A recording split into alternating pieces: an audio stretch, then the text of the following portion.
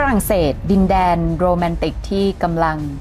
เดือดการจราจรในฝรั่งเศสเมื่อวันที่ 10 กันยายนที่ผ่านมานะคะมีเจ้าหน้าที่รักษาความปลอดภัยออกมาถึง 8,000 นายค่ะปะทะกับประชาชนมีการใช้แก๊สน้ำตามีประชาชนมากกว่า 200 คนนะคะถูกจับรวดเดียวเลยภายในแค่เวลา 1 ชั่วโมงแรกของการจราจรนี่คือประชาชนชาวปารีสที่ว่าเป็นชนชาติที่โรแมนติกที่สุดในโลกแล้วอะไรทำให้พวกเขาเดือดขนาดนี้ถึงกับออกมาเผาบ้านเผาเมืองตัวเองคลิปนี้ทรายมารวบรวมสาเหตุทางเศรษฐกิจนะคะที่ทำให้ปารีสเนี่ยจะต้องออกมาประท้วงก่อความวุ่นวายแล้วก็กลายเป็นอัมพาตทางเศรษฐกิจอีกครั้งเรื่องนี้มีที่มาที่ไปแน่นอนรวมถึงมีจุดที่มันกำเนิดปัญหาเนี่ยมาตั้งแต่สมัยประวัติศาสตร์เลยและสิ่งที่สำคัญมากกว่าอะไรจะพังอะไรจะพินาศนะคะช่องนี้ช่องการเงินเราก็อยากจะรู้กันว่าแล้วใครก็ตามที่มีเงินเกี่ยวข้องกับสินทรัพย์ของฝรั่งเศสจากเหตุการณ์นี้มีโอกาสจะเกิดอะไรขึ้นสนับสนุนข้อมูลประเทศฝรั่งเศสเป็นยังไงมายังไงทำไมชนชาติที่โรแมนติกที่สุดในโลกถึงเดือดกันได้ขนาดนี้ที่ QR code นี้ค่ะและสิ่งที่อยากให้ทำมากที่สุดคือกด Subscribe เอาไว้ให้หน่อยสิเผื่อว่าคราวหน้าทรายลงคลิปใหม่เราจะได้เจอกันไงดีไหมขอบคุณค่ะเศรษฐกิจประเทศฝรั่งเศสพูดได้เต็มปากนะคะว่าสเตตัสตอนนี้คือเศรษฐกิจแย่ค่ะด้วยวิธีการจ่ายเงินของรัฐบาลฝรั่งเศสที่มันแบบเยอะเกินตัวไม่ว่าจะด้วยอะไรก็ตามด้วยการรักษาความนิยมทางการเมืองหรือว่าอะไรใดๆแต่ที่แน่ๆคือมันถึงเวลาที่รัฐบาลแล้วก็ประเทศฝรั่งเศสจะต้องจ่ายราคานั้นแล้วตัวเลขที่ตะโกนออกมาแรงที่สุดอันหนึ่งเลยนะคะว่ารัฐบาลไม่ไหวแล้วคือหนี้สาธารณะหรือว่าหนี้ของรัฐบาลค่ะเพราะว่าตอนนี้หนี้สาธารณะของฝรั่งเศสอยู่ที่ 113% ต่อ GDP แปลง่ายๆนะคะว่าสมมติว่าคนฝรั่งเศสหาเงินไม่ได้101แต่มีหนี้ต้องจ่าย113แบบนี้มันไม่ไหวค่ะไปไม่รอดบางคนบอกว่าถ้าเกิดว่าเป็นประเทศใหญ่หนี้สาธารณะเยอะไม่เป็นไรเพราะว่ารายได้เยอะใช่ประเทศฝรั่งเศสเป็นจัดว่าเป็นประเทศใหญ่นะคะแต่รายได้ประเทศฝรั่งเศสหลังๆคือมันไม่ได้เยอะขนาดนั้นแล้ว productivity ไม่ได้ดีขนาดนั้นค่ะมันก็เลยทำให้มีอีกตัวเลขหนึ่งนะคะที่ตะโกนออกมาเลยว่ารัฐบาลฝรั่งเศสกำลังแย่แล้วก็คืองบประมาณรัฐบาลฝรั่งเศสติดลบเยอะเกินกว่าเป้าหมายของ EU อีกคือ EU เนี่ยควรจะติดลบไม่เกินประมาณ 3% แต่งบประมาณรัฐบาลฝรั่งเศสตอนนี้ติดลบอยู่ 5.8% ค่ะคือดูกราฟนี้นะเราจะเห็นว่าเส้นสีฟ้างบประมาณรัฐบาลฝรั่งเศสเนี่ยมันไปติดลบลึกๆเอาตอนโควิดติดลบอยู่ 8.9% แล้วพอหลังจากโควิดเหมือนจะทุกอย่างจะดีขึ้นมาได้ติดลบน้อยลงจาก 8.9 มาเหลือติดลบ 4.7 แต่มันเกิดอะไรขึ้นเพราะว่าพอปี 2023 มา 2024 เหมือนเสียทรงจนทำให้ตอนนี้มาติดลบอยู่ที่ 5.8%และเหตุผลหนึ่งที่ทำให้เกิดจราจรในครั้งนี้ขึ้นก็คือรัฐบาลฝรั่งเศสพอเห็นตัวเลขงบประมาณรัฐบาลติดลบขนาดนั้นใช่ปะก็เลยมีความพยายามที่จะดันเส้นนี้ให้มันกลับขึ้นไปในแดนบวกให้ได้ภายในปี 2028 ค่ะคือวิธีการที่รัฐบาลนะจะทำให้งบประมาณรัฐบาลที่มันติดลบอยู่กลับไปเป็นบวกได้มันมีทางเลือกไม่เยอะค่ะมี2ทาง1คือลดค่าใช้จ่าย2เพิ่มรายได้ซึ่งวิธีการหนึ่งในการเพิ่มรายได้เอาแบบเรียกว่าท่าง่ายละกันที่ไม่ต้องไปทำธุรกิจอะไรเพิ่มเติมในวันที่ธุรกิจมันทำยากมากๆเนี่ยนะคือการเก็บภาษีค่ะซึ่งปกตินะถ้าประเทศไหนก็ตามที่เศรษฐกิจมันดีขึ้นมันจะมีแนวโน้มในการจัดเก็บภาษีได้มากขึ้นเองแบบเป็นธรรมชาติเพราะว่าประชาชนมีรายได้เยอะขึ้นใช่ป่ะแต่ถ้า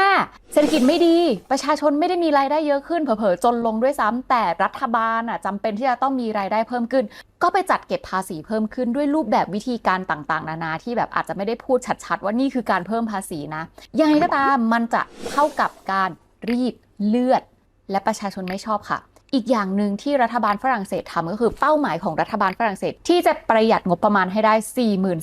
43,800 ล้านยูโรภายในปี 2026 นี่คือหนึ่งในชนวนที่ทำให้เกิดความรุนแรงเลยค่ะเพราะว่าสิ่งที่รัฐบาลจะตัดนะมันคือค่าใช้จ่ายที่กระทบกับคุณภาพชีวิตของประชาชนเลยเช่นยกเลิกวันหยุดประจำชาติไปเลย2 วัน2แช่แข็งบำนาญคือแทนที่จะแบบว่าจากที่แต่ก่อนจ่ายบำนาญตอนนี้คือไม่ต้องยาวยืดออกไปอีกถึงจะจ่ายบำนาญและตัดงบสุขภาพ 5,000 ล้านยูโร นี่กระทบกับคุณภาพชีวิตเต็มๆค่ะมันก็เลยทำให้ผู้ที่มีสิทธิ์ลงคะแนนเสียงในฝรั่งเศสนะคะไม่ปลื้มไม่ชอบถึงขั้นโกรธเลยจนเกิดเป็นจลาจลขึ้นค่ะและนี่ไม่ใช่ครั้งแรกด้วยเร็วๆนี้คือไม่นานมานี้เองฝรั่งเศสมีจลาจลค่ะแล้วพอการจลาจลมันเกิดขึ้นบ่อยๆซ้ำๆเนี่ยมันก็ทำให้ความน่าเชื่อถือทางการเมืองในฝรั่งเศสเนี่ยมันน้อยลงใช่ไหมคะทำให้ France Economic Policy Uncertainty Index หรือว่าดัชนีชี้วัดความไม่มั่นคงทางการเมืองในฝรั่งเศสเนี่ยพุ่ง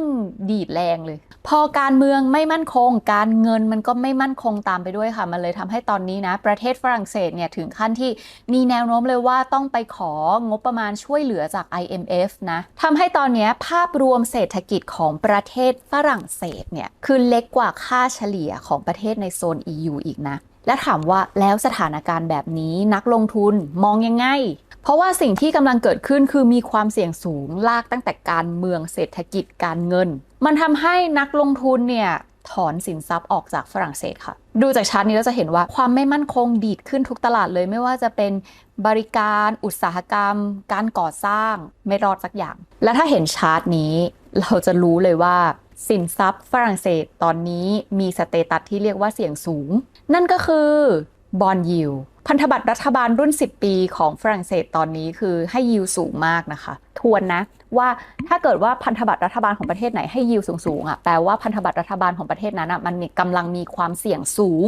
แล้วพอยิลด์มันสูงดอกเบี้ยมันสูงมันจะทำให้ความสามารถในการชำระหนี้ของรัฐบาลนั้นลดลงด้วยเพราะว่าภาระมันเพิ่มขึ้นใช่ป่ะมันก็จะทำให้ไอ้พันธบัตรของประเทศนั้นอะเสี่ยงสูงขึ้นไปอีกซึ่งมาดูชาร์ตนี้นะคะเราจะเห็นว่าบอนด์ยิลด์ของพันธบัตรรัฐบาลรุ่น10ปีของประเทศฝรั่งเศสตอนนี้เส้นสีแดงนะฝรั่งเศสอยู่จุดสูงสุดเลยแปลว่ารัฐบาลฝรั่งเศสจะต้องจ่ายดอกเบี้ยแพงที่สุดนะในบรรดาประเทศทั้งหมดนี้ถ้าฝรั่งเศสแบบออกบอนด์จะกู้เงินนะฝรั่งเศสจะต้องจ่ายดอกสูงกว่าใครบ้างก็ไล่ลงมาดูจ่ายเยอะกว่าเยอรมันจ่ายเยอะกว่ากรีซคือเสี่ยงกว่ากรีซอีกเหรอและคนที่จะต้องจ่ายดอกเบี้ยสูงกว่าก็อย่างที่บอกแหละคือคนที่มีความเสี่ยงสูงกว่าเพราะฉะนั้นตัวเลขนี้แปลว่าอะไรแสดงว่าสินทรัพย์ของประเทศฝรั่งเศสวันนี้สเตตัสคือเสี่ยงสูงกว่ากรีซอีกเหรอและตอนนี้สิ่งที่กำลังกลืนกินประเทศฝรั่งเศสเลยนะนอกจากการเมืองเดือดแล้วก็คือดอกเบี้ยค่ะดอกเบี้ยกำลังแบบกัดกินประเทศฝรั่งเศสเลยตามข้อมูลของ European Commission นะคะตอนนี้ประเทศฝรั่งเศสมีภาระที่จะต้องจ่ายดอกเบี้ยสูงถึง 2.5% ของ GDP บางคนบอกว่าตัวเลข 2.5% เป็นดอกเบี้ยก็ดูไม่ได้เยอะเพราะว่า 2.5% ของประเทศฝรั่งเศสนะประเทศฝรั่งเศสมี GDP อยู่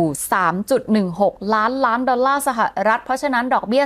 2.5% จึงเท่ากับเงิน79,000 ล้านดอลลาร์สหรัฐที่ฝรั่งเศสจะต้องทำมาหากินมาแล้วเอาไปจ่ายเป็นดอกเบี้ยเฉยๆเลยเพื่อที่จะคืนหนี้ก้อนนั้น79,000 ล้านดอลลาร์สหรัฐเอาไปพัฒนาประเทศไม่ได้นะเอาไปเยียวยาประเทศที่แบบว่ากำลังพังพินาศเพราะว่าโดนเผาทำลายจากจลาจลไม่ได้นะเอาไปสร้างโครงสร้างพื้นฐานไม่ได้เอาไปสร้างโรงเรียนไม่ได้เอาไปช่วยเหลือประชาชนที่กำลังเดือดร้อนยากจนไม่ได้เยอะยังเยอะ 2.5% ของ GDP และความสวยที่เกิดขึ้นแบบตามมาติดเลยหลังจากที่ความไม่มั่นคงทางการเมืองและเศรษฐกิจเกิดขึ้นคือความน่าเชื่อถือมันลดลงค่ะบริษัทจัดอันดับระดับโลกนะคะ Fitch Rating ค่ะปรับลดอันดับความน่าเชื่อถือของพันธบัตรรัฐบาลฝรั่งเศสลงจาก A บวกเหลือ AA ลบซึ่งถ้าเกิดว่าเราดูจากชาร์ตนี้นะคะเราจะเห็นว่าอันดับความน่าเชื่อถือในฝรั่งเศสโดนลบแบบตั้งแต่ปี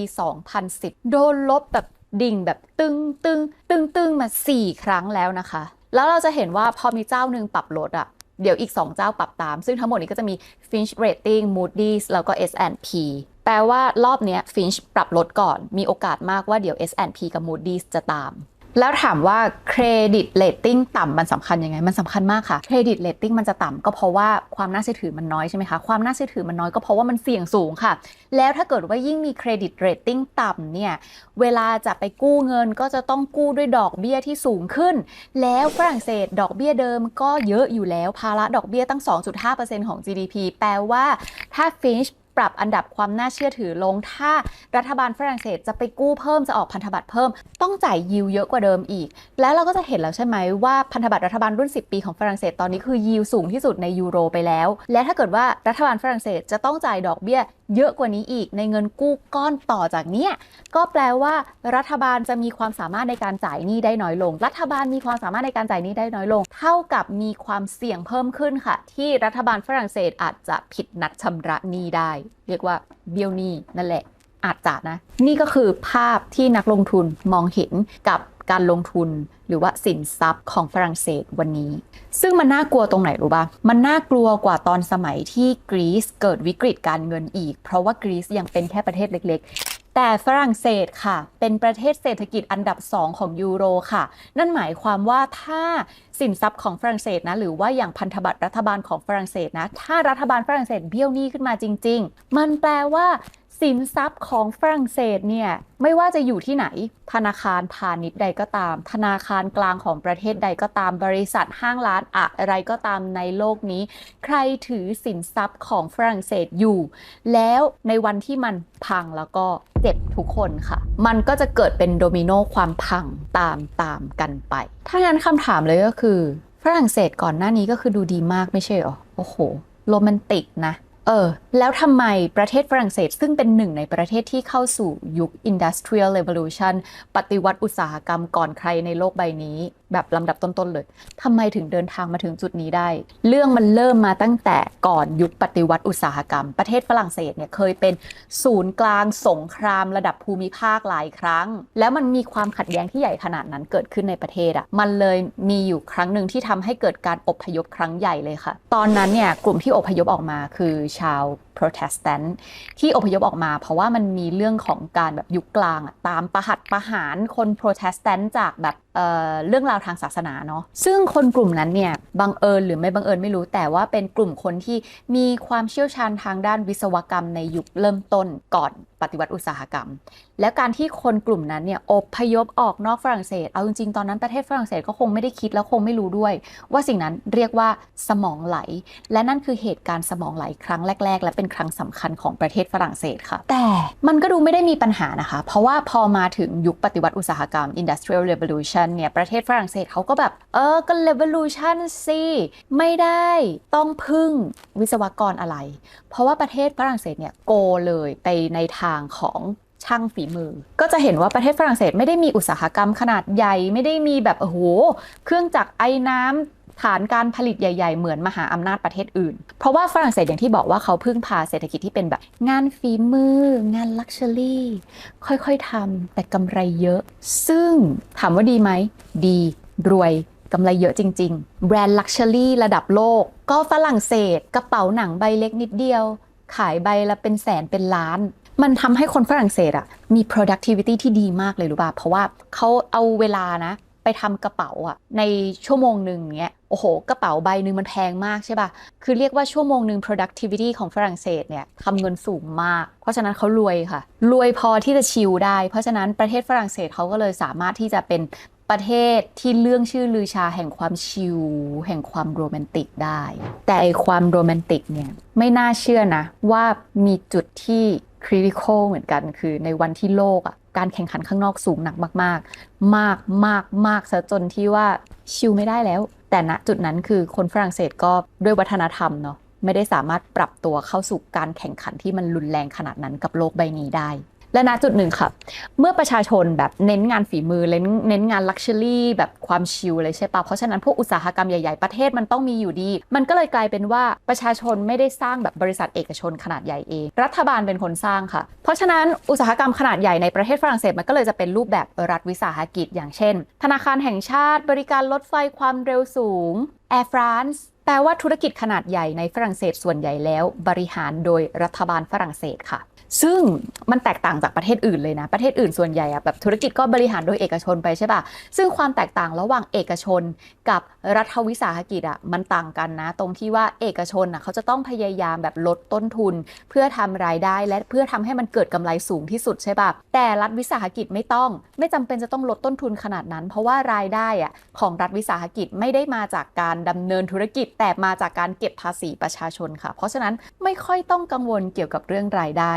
ส่วนเรื่องรายจ่ายรัฐวิสาหกิจก็ไม่จำเป็นจะต้องควบคุมรายจ่ายให้มันน้อยขนาดนั้นก็ได้ค่ะถ้ารายจ่ายนั้นมันทำให้เกิดความนิยมทางการเมืองขึ้นมาได้เช่นจ้างคนจ้างให้เยอะๆเลยมันจะได้แบบดูคนมีงานทำในบริษัทใหญ่ๆและได้รับความนิยมทางการเมืองซึ่งที่เล่ามาเนี่ยมันเท่ากับอะไรรู้ป่ะเท่ากับการแทรกแซงทางเศรษฐกิจค่ะและวิธีการแทรกแซงทางเศรษฐกิจนี้ทำให้เกิดเงินเฟ้อเพราะว่ารัฐวิสาหกิจจ้างคนมาเยอะๆเพื่อให้เกิดความนิยมทางการเมืองไม่ได้จ้างคนมาเยอะเพราะว่าแบบโอ้โหเรากำลังการผลิตเพิ่มเรารายได้เพิ่มอย่างนี้ไม่ใช่มันเลยทำให้มีแรงงานจำนวนมากเลยนะคะที่สามารถที่จะเข้ามาทำงานในรัฐวิสาหกิจของรัฐบาลได้แบบง่ายๆก็คนมีงานทำในรัฐวิสาหกิจแล้วแปลว่าอะไรแปลว่าบริษัทห้างร้านเล็กๆข้างนอกถ้าอยากจะจ้างคนมันจะหาคนได้ยากขึ้นค่ะและถ้าเกิดว่าคนงานหาได้ยากเท่ากับอะไรคะเท่ากับคุณจะต้องเพิ่มค่าแรงขึ้นมาสู้ค่ะและพอพวกบริษัทเล็กๆเนี่ยจะต้องจ้างคนในราคาที่มันแพงใช่ไหมคะทำไงก็ต้องไปเพิ่มราคาสินค้าค่ะมันก็เลยทำให้พวกราคาสินค้ามันจะต้องแพงขึ้นเพราะว่าบริษัทพวกนี้ต้องมาจ้างคนในราคาแพงขึ้นไงค่ะมันก็เลยทำให้เกิดเงินเฟ้อจากค่าจ้างค่ะสิ่งนี้เรียกว่า wage price spiral มันก็วนลูปกันไปแบบนั้นเลยค่ะบวกกับรัฐบาลฝรั่งเศสเนี่ยนะคะมีการใช้จ่ายเพื่อรัฐสวัสดิการเพื่อที่จะสร้างความนิยมทางการเมืองเนี่ยสูงมากๆค่ะดูจากชาร์ตนี้นะคะเราจะเปรียบเทียบแล้วเห็นว่าประเทศฝรั่งเศสเป็นประเทศที่จ่ายค่ารัฐสวัสดิการเทียบกับสัดส่วน GDP สูงที่สุดในยุโรปแล้วค่ะแล้วจ่ายค่ารัฐสวัสดิการเยอะมันสวนทางกับอะไรรู้ไหมคะสวนทางกับความสามารถในการหารายได้ของประเทศฝรั่งเศสค่ะ productivity ของประเทศฝรั่งเศสนะคะหรือว่าผลผลิตต่อชั่วโมงของประเทศฝรั่งเศสโอเคเคยดีแหละเคยผลิตสินค้าแบบนิดหน่อยแล้วทำเงินสูงๆได้แต่ตั้งแต่ปี 2020 เป็นต้นมา productivity ในฝรั่งเศสไม่ได้สูงขนาดนั้นแล้วนะเพราะว่าช่วงโควิดโอเคกระเป๋าเคยขายดีมากๆในจีนใช่ปะแต่ว่าหลังจากนั้นมันก็มียุคที่แบบ luxury มันพังพินาศในจีนเลยเพราะฉะนั้นนั่นแหละคือรายได้ของฝรั่งเศสค่ะไซเคยทำถ้าใครอยากรู้เรื่องนี้อาณาจักร luxury ขาลงเพราะฉะนั้นหลังจากที่แบบแบรนด์เนมมันไม่ได้แบบปุ้งปังขนาดนั้นแล้วค่ะ productivity ของฝรั่งเศสก็ลดลงด้วยรัฐบาลฝรั่งเศสที่เคยจ่ายหนักๆเลยเพื่อแบบรัฐสวัสดิการเพื่อความนิยมทางการเมืองอะไรใดๆเนี่ยตอนนี้ทำแบบเดิมไม่ได้แล้วแถมแบบจะชะงักส่วนทางกลับไปเลยด้วยมันทำให้ฝรั่งเศสกำลังเผชิญกับความจริงอยู่ข้อหนึ่งค่ะว่าแรงงานของพวกเขากำลังยืนกรานอย่างรุนแรงในการที่จะให้รัฐบาลนั้นรักษามาตรฐานคุณภาพชีวิตแบบเดิมของพวกเขาเอาไว้ให้ได้และบอกเลยนะว่ายิ่งปัญหาความไม่สงบนี้ยืดเยื้อนานเท่าไหร่วิกฤตการคลังเงินของฝรั่งเศสจะแย่ลงเท่านั้นเลยค่ะ